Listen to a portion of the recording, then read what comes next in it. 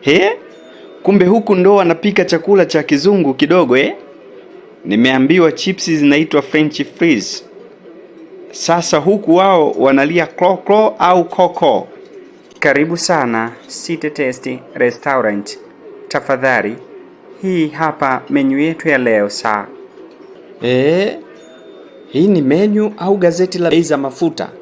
Chipsi 10,000 zina engine. Hapana mzee, hiyo ni combo special. Inakuja na saladi na ketchup kutoka Italy. Acha hizo, mimi niachie chipsi tu. Hizo majani ya saladi acha mbuzi ya kale. Mzee unafurahisha. Umekucha. Dada, hivi chakula changu kimeenda wapi? Kuku bado anapigwa msasa au anaandika wasia wake? Mpishi wetu Juma anapenda ubora. Anahakikisha kila kitu kipo standard ya kimataifa. Mimi njaa yangu ni ya kitaifa.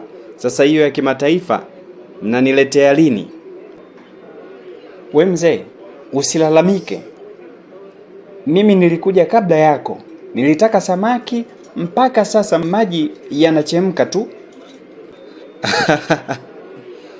Labda huyo samaki bado yuko Italy, anangoja visa. Nani analalamika chakula kuchelewa hapa? Ni mimi bwana. Njaa yangu inaimba haleluya. Mzee, kuku wako alikuwa na stress. Alilishwa maharage kabla hajachinjwa. Sasa anachemka kwa huzuni. Basi muombe msamaha ili roho yake ipumzike mapema. Hii hapa French fries combo yako. Tafadhali enjoy. Hii ndo hiyo kizungu kidogo. Inaonekana kama chipsi mayai ya Sinza. Tofauti ni spelling tu. Dada, hii ketchup yenu mbaya kama dawa. Hiyo ni original imported from Italy. Sasa waambie warudishe huko. Hii ina hasira kama baba mkwe wangu. Sasa dada, hii sahani yote ni 15,000.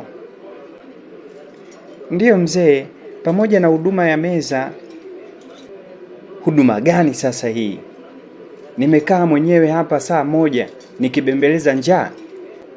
Ni parties charge mzee. Tunalipia subira pia.